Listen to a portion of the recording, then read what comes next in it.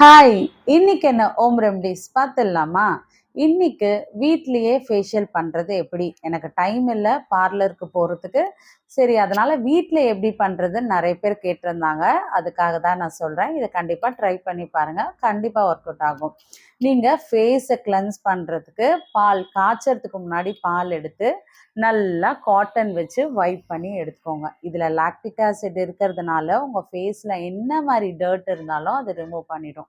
அதுக்கப்புறம் எக்ஸ்ஃபோலியேட் பண்றதுக்கு ஒரு பாத்திரத்துல ஒரு 2 ஸ்பூன் சுகர் ஆட் பண்ணி, அது கூட ஹனி ஆட் பண்ணி மிக்ஸ் பண்ணி, நல்லா இந்த பிளாக் ஹெட், ஒயிட் ஹெட்லாம் இருக்கும்ல நோஸ்ல, இந்த இடத்துலலாம் போர்ஸ்லலாம் நல்லா எக்ஸ்ஃபோலியேட் பண்ணுங்க.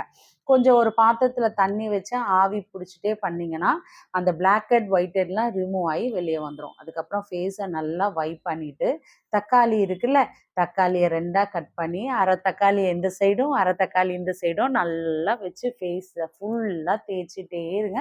ஒரு 10 மினிட்ஸ். அது நல்ல ஒரு க்ளோ ஷைனிங்கா குடுக்கும். அது மட்டும் இல்லங்க, கலர் குடுக்கும் தக்காளி. இந்த தக்காளிய தேய்க்கும்போதே ஒரு தக்காளிய சாப்பிடலாம். அதனால ரொம்ப ஷைனிங்கா இருக்கும் ஃபேஸ். இது முடிஞ்சதுக்கப்புறம் 10 மினிட்ஸ் கழிச்சு நீங்க ஒரு பேக் கர்ட் இருக்குல்ல, கர்டையும் மஞ்சத்தூளையும் ஆட் பண்ணி ஒரு பேக் மாரி போட்டுருங்க. இது ஒரு 15 to 20 மினிட்ஸ் ஃபேஸ்ல வச்சுட்டு வைப் பண்ணி எடுத்துருங்க. சூப்பர் ரிசல்ட் குடுக்கும். ஒரு மினி ஃபேஷியலே வீட்ல பண்ண மாரி இருக்கும். இது எவ்ரி வீக் நீங்க பண்ணலாம். நீங்க பார்லர் சர்வீஸ் எடுக்கிறது ரொம்ப நல்லது. ஆனாலும் உங்களுக்கு டைம் இல்லன்னா, அட்லீஸ்ட் இந்த மாரி வீட்ல எவ்ரி வீக் பண்ணும்போது, உங்க ஃபேஸ் நல்லா மெயின்டெயின் ஆகும். எந்த பிக்மென்டேஷனும் வராது. மூக்குல பிளாக் ஹெட், ஒயிட் ஹெட்ட நீங்க ரிமூவ் பண்ணிட்டே இருந்தீங்கன்னா, திரும்ப திரும்ப அது அதிகரிக்காம கம்மியாகும்.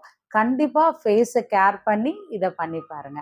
இந்த மாரி ஒரு சூப்பரான ரெமெடியோட நாளைக்கு உங்கள சந்திக்கிறேன். பாய்.